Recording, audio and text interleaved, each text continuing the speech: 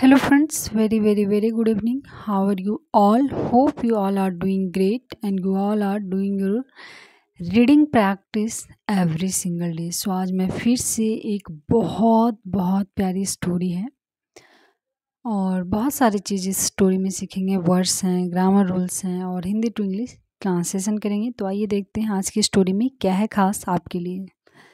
Story हमारा है realisation of mistake. Realisation मतलब एहसास होना, मालूम होना। किस चीज़ का? मिस्टेक्स। मिस्टेक यानी गलतियों का जब हमें एहसास हो जाता है। ठीक है, तो कौन सी गलती के बारे में बात हो रही है, चलिए देखते हैं। अ डियर एंड अ डो। ठीक है, डियर हम सभी जानते हैं हिरन को बोला जाता है। एंड अ डो, डो किसको बोलते हैं? ये भी हिरन है, ये मादा हिरन है। ठीक है, इसका प्रोनाउंसिएशन जैसे बोलते हैं ना, गो नो, वैसे doe. Lived happily in the forest. एक हिरन और एक मादा हिरन, एक मादा हिरन और एक मेल और फीमेल बोले lived in happily. Lived happily खुशी खुशी रहते थे इन द फॉरेस्ट, कहाँ? जंगल में। Once a big one a big confrontation. ठीक है, कॉन्फ्रंटेशन। कॉन्फ्रंटेशन मीन्स होता है जैसे होता है ना किसी बात पे बहस हो जाना, झगड़ा हो जाना, है ना। अकड़, अकड़ मीन्स होता है घटित होना, घटित हुआ। एक बार मतलब एक बड़ा सा झगड़ा उन दोनों के बीच घटित हो गया। ठीक है, जिसमें आर्गुमेंट हो गया, बहस हो गया, जो भी झगड़ा हो गया। वन डे यानी एक दिन। The doe left her abode and went to a nearby jungle and started staying with another deer. देखो सेंटेंस थोड़ा लंबा है। The doe left, जो मादा हिरन थी, लेफ्ट यानी छोड़ दिया, हर अबोड, अबोड यानी होता है निवास, जहाँ रह रही थी। एंड वेंट और गो, वेंट गॉन, ये सेकेंड फॉर्म है गो का। चली गई टू अ नियर बाई यानी पास के जंगल में। एंड स्टार्टेड और शुरू कर दिया, स्टेइंग यानी रहना, विथ अनदर डियर, दूसरे हिरन के साथ वो रहना शुरू कर दी। दे इंजॉयड देयर लाइफ, वो लोग क्या कर रहे थे? अपने अपने जीवन को बहुत अच्छे से जी रहे थे, इंजॉय कर रहे थे, मौज मस्ती कर रहे थे। When they both were resting in cave, जब वे दोनों वर रेस्टिंग, पास्ट कॉन्टिन्यूस है, आराम कर रहे थे, इन केव, केव यानी गुफा में। दे हर्ड, उन लोगों ने सुना, the roar of a lion, क्या सुना?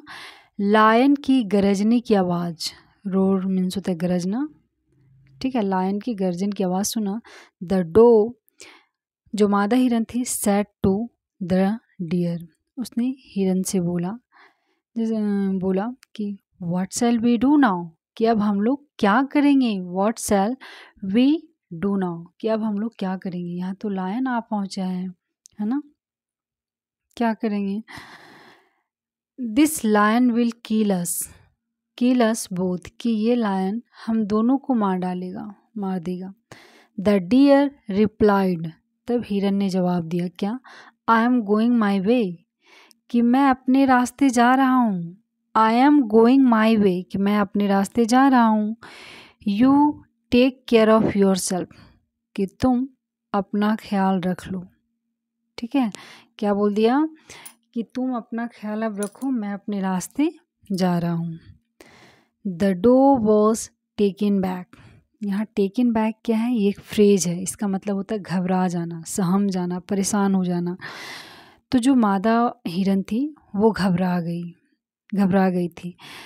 सी रिकॉल्ड, उसने याद किया, how her husband saved her many times from crisis, कि कैसे उसका हस्बैंड जो था बचाता था हर यानी उसे, मेनी टाइम्स अनेकों बार, फ्रॉम क्राइसिस, क्राइसिस यानी संकट, परेशानी, मुसीबत से।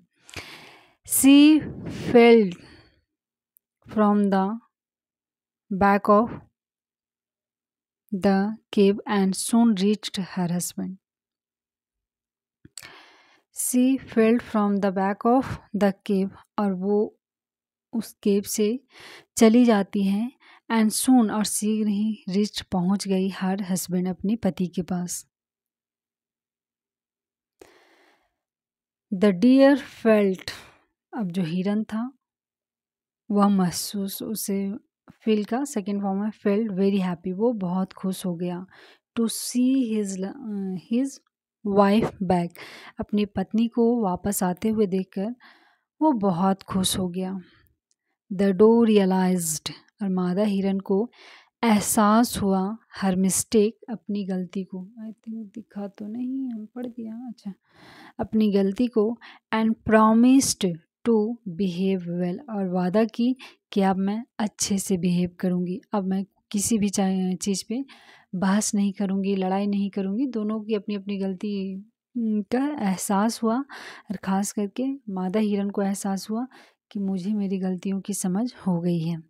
तो ये रही स्टोरी, और स्टोरी का मोरल देख लेते हैं.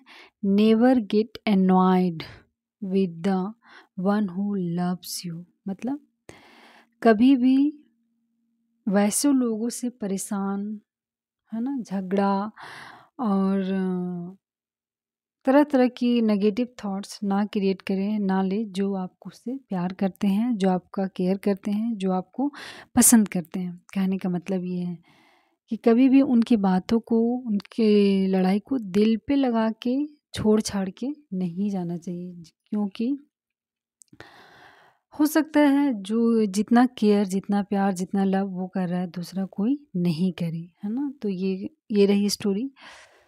और स्टोरी कैसा लगा, please write in comment. Thank you so much for watching.